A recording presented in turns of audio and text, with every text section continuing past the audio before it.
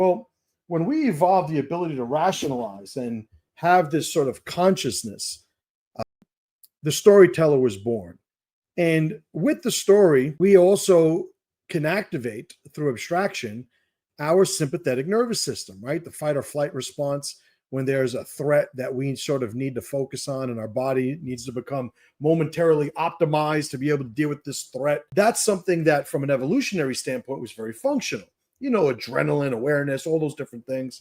If you're about to go to the bathroom and all of a sudden you see a threat and that sympathetic nervous system kicks in, you don't have to go to the bathroom anymore. So all these sorts of things are optimized for dealing with these threats. Well, the problem happened when we now acquire the ability to trigger that just through consciousness. That's where stress started being a thing. That's where the symptoms of stress started being a thing.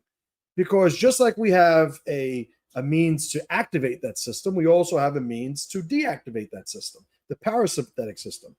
Well, if we don't know how to manage that, we wind up always stressed to some extent, or maintaining at least for unnatural, unhealthy periods of time, this stressed situation or the stressed mode. Over time, that winds up telling us that pressure's bad. Pressure leads to stress. We don't want to be stressed. We start to assign blame to stress because we could think a lot about what the process is, and we come up with the conclusion we should avoid pressure. Now, obviously, I'm the pressure to power guy. I'm the guy that understands, certainly not the first guy to say that, to share this concept in some form, but everything we have in terms of power has come by way of a process laden with pressure.